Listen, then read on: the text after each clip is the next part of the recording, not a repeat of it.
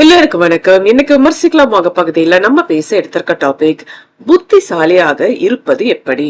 ரொம்ப டிஃப்ரெண்டான டாபிக்ங்க. நிறைய பேருக்கு தெரிஞ்சுக்க வேண்டிய ஒரு முக்கியமான டாபிக்கும் இதுதான். நம்ம என்னதான் ஓவர் ஸ்மார்ட்டா இருந்து நம்ம வேலையெல்லாம் நல்லா பண்ணா கூட சில நேரத்துல பாத்தீங்கன்னா நம்மளோட தோற்றம் வெளியில புத்திசாலியா தெரியறது இல்ல. How to be smart in our life, அதை பத்தி தான் நம்ம இன்னைக்கு பேச போறோம். புத்திசாலி பிறக்கும் போதே புத்திசாலியா பிறக்கிறது இல்லைங்க. யாருமே அவன் தன்னோட குழந்தை பிறந்த உடனே என் குழந்தை புத்திசாலி அப்படின்னு புகழறது இல்ல. நம்மளோட வாழ்க்கையில நம்ம எவ்வளவு விஷயம் அடிபட்டு அதுல இருந்து தெளிஞ்சு எவ்வளவு விஷயம் நமக்கு வாழ்க்கை படிப்பை கொடுக்குதோ அதுல இருந்து நம்ம எப்படி உணர்ந்து கொண்டுட்டு நம்மளோட புத்தி கூர்மைய நம்ம வளர்த்துக்கிறோமோ அதை பொறுத்துதான் நம்ம அறிவாளியாகவும் இல்ல புத்தி கூர்மை இல்லாதவர்களாகவும் கருதப்படுறோம். இப்போ ஒரு விஷயம் நீங்க வெற்றி பெறதுக்காக நிறைய முயற்சி செஞ்சு வெற்றி அடைஞ்சிட்டீங்க அப்படின்னா உடனே உங்களை புத்திசாலி அப்படின்னு இந்த உலகம் கொண்டாடும். அதே நேரத்துல 10 தடவை நீங்க முயற்சி செஞ்சும் நீங்க அதுல வெற்றி அப்படின்ற கனியை இன்னும் வரைக்கும் பறிக்கல அப்படின்னா உங்களை புத்தி கூர்மை இருக்கு அப்படின்றத யாருமே உணர்ந்துக்கிறது கிடையாது. உங்களுக்கு அறிவாளின்ற பட்டமும் கொடுக்கறது கிடையாது. நம்மளோட வாழ்க்கையில இருந்துட்டு நம்ம இந்த விஷயங்களை பாடமா எடுத்துக்கிறோமோ அந்த விஷயத்தால நமக்கு தெளிவு வருதோ தான் நம்ம புத்தி கூர்மையோட இருந்துட்டு நம்ம புத்திசாலியா சித்தரிக்கப்படுறோம். அறிவாளிகள் அப்படின்றவங்களதான் நம்ம அதிகமா புத்தி கூர்மை உள்ளவங்க அப்படின்னு சொல்றோம். ஆனா அறிவாளிகள் அப்படின்றவங்க பிறக்கும் போதே அறிவாளிகளா பிறக்கிறது இல்லைங்க. அவங்கள உருவாக்குறாங்க, இல்ல அவங்களே உருவெடுக்கிறாங்க அப்படின்னு தான் சொல்லணும். ஒருத்தவங்க ஒரு சாப்பாடை சாப்பிடுறாங்க அப்படின்னா எப்படி சாப்பிடுறாங்க, என்ன மாதிரி சாப்பிடுறாங்க, எந்த டைம்ல சாப்பிடுறாங்க, என்னென்ன சாப்பாடு சாப்பிடுறாங்க அப்படின்னு அந்த தினசரி நடவடிக்கையை கவனிச்சுட்டு அதுல இருந்து நமக்கு என்ன அதுல தகுதி இருக்கு, நம்ம என்ன தேர்ந்தெடுக்கணும், அதுல இருந்து நமக்கு அதனால என்ன யூஸ் இருக்கு அப்படின்னு அதை மட்டும் நம்ம யூகிச்சு பண்றதுதான் புத்திசாலியான திறமை. ஒரு அடிமுட்டாலா நம்மளையே கவனிச்சுட்டே இருந்தோம் அப்படின்னா நம்மளால எந்த வேலையை கொடுத்தாலும் முடிக்க முடியாதுன்னு. இதுக்கு சின்ன வயசுல பாத்தீங்கன்னா ஒரு ஒரு இன்ட்ரெஸ்டிங்கான ஒரு கதை சொல்லுவாங்க. ஒரு பெரிய யானையை நம்ம பழக்கணும் அப்படின்னு நினைச்சோம்னா சின்ன வயசுலயே அந்த யானை குட்டியை எடுத்துட்டு ஒரு பெரிய இரும்பு கம்பி வச்சு ஒரு சங்கிலியால அதை கட்டி போட்டுருவாங்களாங்க. அது கொஞ்ச நாள் இப்படி கட்டி போட்டிருக்கு அதை தெரிஞ்சதுக்கு அப்புறம் அந்த யானை முயற்சி செய்யறதே ஓடணும்னு நினைக்கிறதையே அது அப்படியே விட்டுருமாங்க. ஏன்னா சங்கிலியால அதோட கால் பணிச்சிருக்கிறது ஒவ்வொரு தடையும் அது இழுத்து பார்த்து அதுல இருந்து தோல்வி அடையும் போது அவ்வளவுதான், இனிமே நம்மளால ஓட முடியாது அப்படின்னு அதுவே மனசுக்குள்ள நினைச்சுக்குமாங்க. கொஞ்ச நாள் ஆனதுக்கு அப்புறம் வளர்ந்ததுக்கு அப்புறம் அந்த யானைக்கு சங்கிலியால கட்டுறத யாருமே செய்யறது இல்லையாங்க. இருந்தாலும் அந்த சங்கிலி காலில இருக்கிறத பார்த்துட்டு யானை என்ன நினைச்சுக்குமா, நம்மளால ஓட முடியாது, ஏன்னா நம்மளோட கால் சங்கிலியால பிணைக்கப்பட்டிருக்கு அப்படின்னு நினைச்சுக்குமாங்க. இப்படிதான் நம்மளும் நிறைய விஷயத்துல நமக்கு இருக்கிற புத்தி கூர்மைய அறிவாளித்தனத்தை வெளியில கொண்டு வராம நமக்கு இதுதான் லிமிட்டேஷன் அப்படின்னு நம்மள அடக்கிக்கிறோங்க. நிறைய விஷயம் பாத்தீங்கன்னா நம்மளோட வாழ்க்கை கொடுக்கிற படிப்பால நம்ம எப்பயுமே அறிவாளியாக தாங்க இருக்கும். ஆனா கரெக்டான நேரத்துல நம்மளோட அறிவு கூர்மையை நம்ம வெளிக்கொண்டாடும் போதுதான் நம்ம மத்தவங்களுக்கு புத்திசாலியாவும் அறிவாளியாவும் தெரிய வருவோம். தெனாலிராமன் அப்படின்றத நம்ம எல்லாருமே கேள்விப்பட்டிருப்போம். இந்த தெனாலிராமனோட புகழ் இன்னைய வரைக்கும் இந்த ஜெனரேஷன் வரைக்கும் தெரியுது அப்படின்னா அதுக்கு முக்கியமான காரணம் அவரோட புத்திசாலியான புத்தி கூர்மை, புத்திசாலியான முடிவுகள். என்னதான் அவர் பிறக்கும் போதே அறிவாளியா இருந்தா கூட சமயோச்சிதமா அந்த டைம்ல எப்படி அவர் ஆக்ஷன் பண்றாரோ அதை பொறுத்துதான் அவரோட திறமை வெளிப்பட்டுச்சு. இப்படிதாங்க நம்மளும் என்னதான் நான் அறிவாளி, என்னால எல்லாம் செய்ய முடியும், நான் நிறைய பெரிய படிப்பு படிச்சிருக்கேன், இல்லாட்டினா என்கிட்ட நிறைய பணம் காசுலாம் இருக்கு, என்னால வாழ்க்கைய நல்லா சமாளிக்க முடியும் அப்படின்னு நீங்க நினைச்சா கூட நீங்க அந்த விஷயத்தை எப்படி எடுத்திருக்கீங்களோ, எப்படி வெளிப்படுத்துறீங்களோ, எப்படி ரியாக்ட் பண்றீங்களோ அதுதான் உங்களை புத்திசாலியா வெளியில காட்டும். உங்களோட ஸ்மார்ட்னஸ வெளியில காட்டணும் அப்படின்னா சில முக்கியமான விஷயத்த நம்ம கண்டிப்பா தெரிஞ்சுக்கணுங்க. வாங்க பார்க்கலாம். அதுதான் நம்ம இன்னைக்கு பார்க்க போறோம். வாழ்க்கையில தினமுமே பாத்தீங்கன்னா சில விஷயங்கள் நமக்கு புதுசாவே தாங்க இருக்கும். நிறைய நமக்கு படிக்கிறதுக்கு இருக்கு. அத பத்தி நமக்கு புரிதலும் இருக்கணும். இல்லைன்னா தெரிஞ்சுக்கணும். சில பேர் பாத்தீங்கன்னா கதை புக்கு படிக்கிறவங்களா இருப்பாங்க. அவங்க பாத்தீங்கன்னா ஏகப்பட்ட கதை புக்கு வச்சிருப்பாங்க. சில பேருக்கு கதை புக்கு படிக்கிறதே பிடிக்காது. புக்கு படிக்கிறவங்கள பார்த்தா அவங்க ஏளனமா பார்ப்பாங்க. இப்படி வாழ்க்கையில பாத்தீங்கன்னா ஒவ்வொருத்தரும் ஒரு ஒரு பார்வையோட தான் நம்ம போயிட்டு இருக்கோம். இப்ப ஒருத்தவங்க செய்யறது தப்பா இருக்கிற விஷயம் இன்னொருத்தவங்களுக்கு சரியா இருக்கலாம். இப்படி மத்தவங்களோட வாழ்க்கை சரிதையெல்லாம் நம்ம பறிச்சு பார்த்து கூட நம்மளோட புத்தி கூர்மையையும் புத்தி சாமர்த்தியத்தையும் நம்ம வளர்த்துக்கலாம்.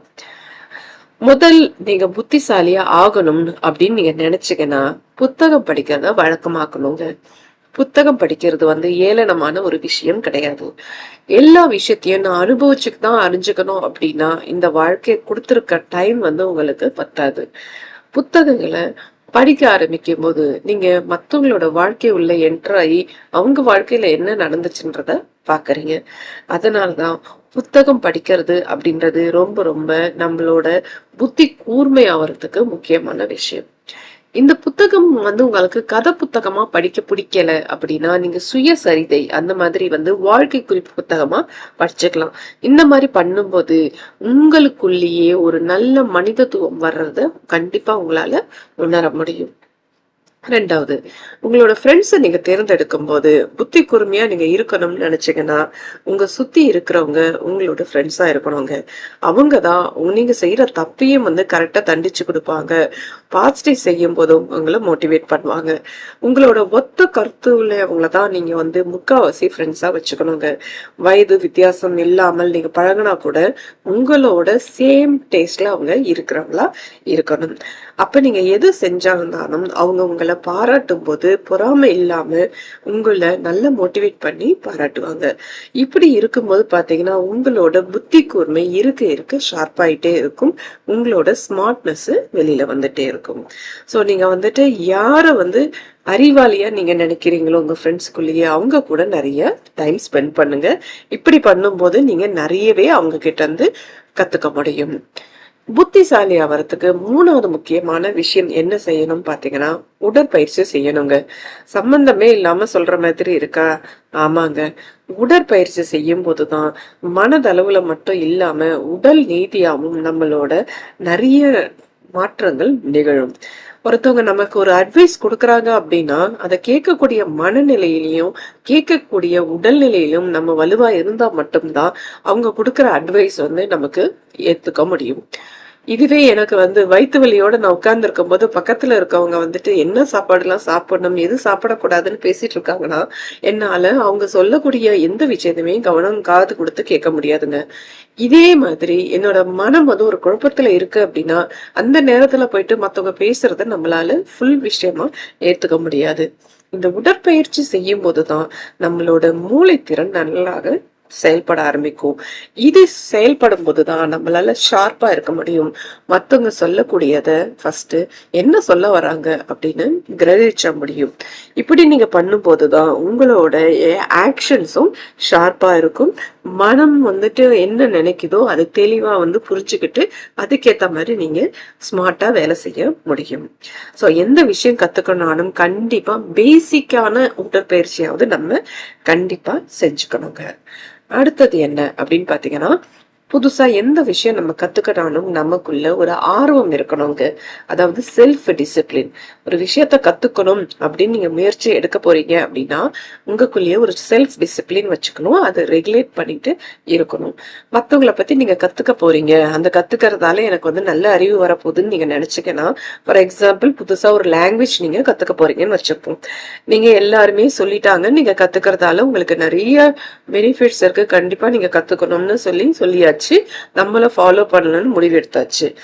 ஆனா இந்த லாங்குவேஜ் நீங்க படிக்கிறதுக்கு முயலணும் அப்படின்னா கண்டிப்பா உங்களோட முயற்சியும் இருக்கணுங்க. அந்த முயற்சி இருக்கணும் அப்படின்னா செல்ஃப் டிசிப்ளின் இருக்கணும். 7 மணிக்கு ஒருத்தவங்க கிளாஸ் எடுக்கிறாங்க அப்படின்னா 6:35க்கு 6:45க்கு நீங்க மென்டலி ரெடி ஆயிடணும். அந்த கிளாஸ் போறதுக்கு என்னென்ன தேவையோ எல்லாத்தையும் எடுத்துக்கிட்டு ரெடி ஆயிடணும்.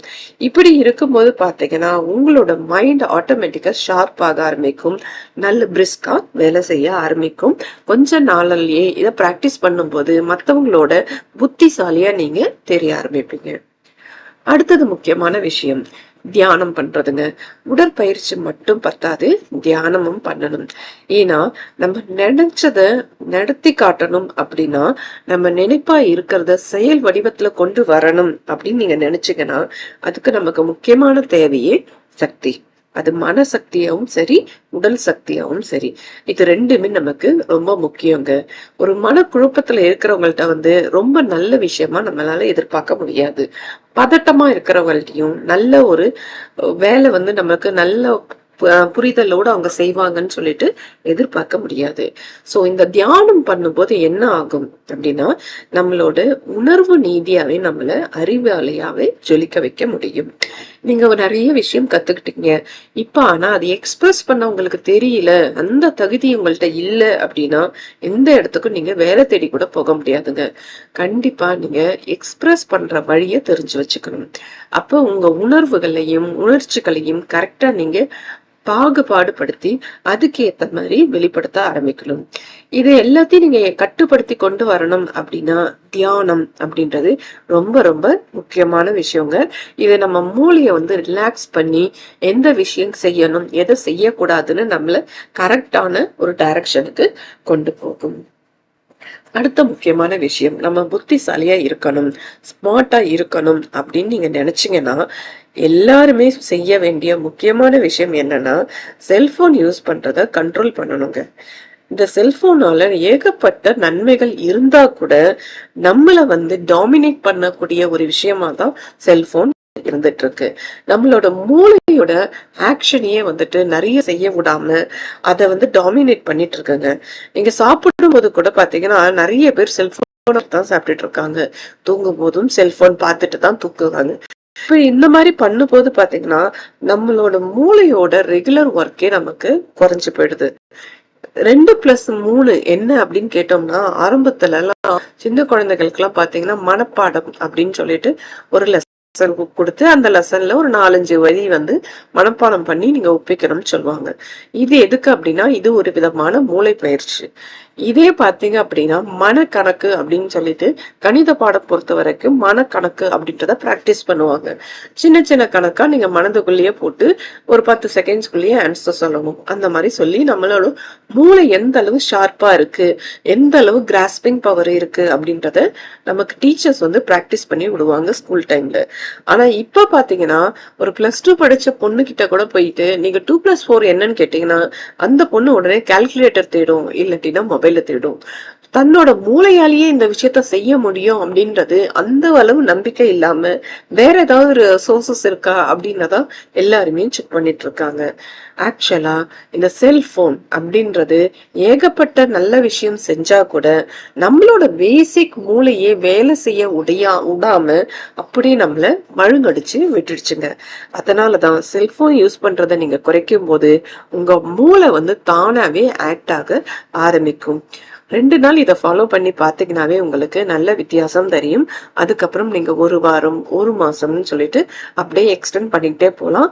கண்டிப்பா உங்களுக்குள்ளேயே ஒரு நல்ல மாற்றத்தை உங்களால உருவாக்க முடியும். சோ புத்திசாலியா தெரியணும் அப்படின்னா ஒரு சில விஷயம் எல்லாம் நம்மளோட டெய்லி லைஃப்ல நீங்க மாத்தும் போது நீங்க புத்திசாலி அப்படின்றது வெளிப்படையாவே தெரிய வைக்க முடியுங்க. அவ்வளவுதான். பார்த்துட்டோமா? இனிமே நம்ம ட்ரை பண்ண ஆரம்பிப்போம். எப்படி புத்திசாலியா இருக்கிறது, எப்படி ஸ்மார்ட்டா இருக்கிறதுன்றத நம்ம வெளிப்படுத்த ஆரம்பிப்போம்.